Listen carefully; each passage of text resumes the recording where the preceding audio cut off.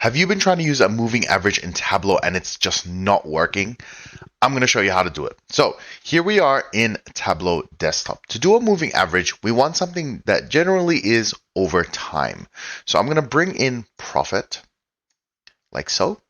By the way, if you want to follow along, the data set is in the description below.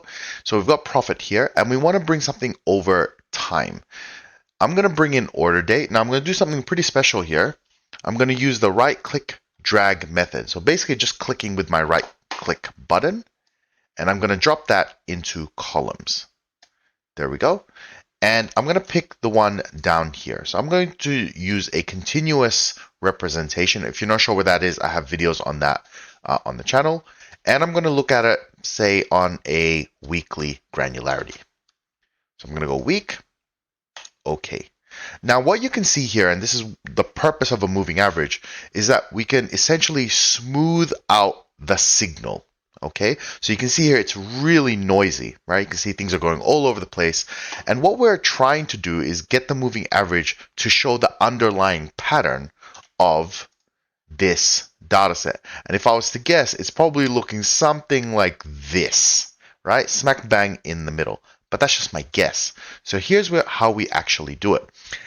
The way I teach it is that you can self-check, or you can build it in steps so you can reinforce your understanding of it. So to do that, we're going to bring profit into rows once again. Essentially, we have two of them, one on top of the other, okay? Completely identical. The one on the bottom, which is this one on the right here, so this one represents this one. I'm going to go right click. We're going to go quick table calculation and moving average. Now, when you click on that, something's going to blink and then the values are all going to change. Now, this is where people get really confused because it changes and they're going, why does it look like this now? What's the explanation? Okay, so what it's actually doing with a moving average, it's taking the previous points. So for example, if I took this point and I did a 2-day moving average, it's taking the previous value and then another one, and then taking the average of that and then getting the next value. Okay, so that's the basic idea of how the moving average will work. So then it's doing that for every single point. It's just not obvious because we're only doing 2 days. So we can actually extend it from just 2 days to, much further. Actually, this is in weeks, so it's 2 weeks. I'm going to go in here and I'm going to go edit table calculation.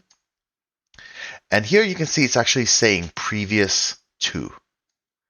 And we can make this a lot longer. And once we do that, you'll see the pattern really start to smooth out. So instead of previous to, let's go a bit more. Let's go. And you can see it's actually really stretching itself out. And maybe even if we go 21 for the value, it's smoothed out a lot nicer. We're just going to click outside of that and close this. So again, you're looking at these two things going, well, how are they related? Okay. So here on this second one, what we're going to do is something called a dual axis. Essentially, we're going to overlap one with the other. And you're going to see something really incredible. So I'm going to right click this, dual axis, and now they're going to overlap. Okay, still doesn't look like anything because they are on two different sets of axes, okay, that don't match. So we want to synchronize these two. So right click, synchronize axis, and watch what happens. See that? So now that blue line is right in the middle. Now it's a little bit hard to see. So what we're going to do is for this first one, which is the orange line, which is represented by this, we're just going to reduce its opacity a little bit. So here in color, we're going to reduce this until it kind of just fades into the background. And as you can see, what we've essentially done with the moving average is we're showing now the underlying pattern of the signal. That is the beauty of a moving average. So I hope that solves your problem. I hope now you understand how it works. Enjoy. I teach all of this on my website, so be sure to check that out. It's in the description below, Jellyman Education. See you next time.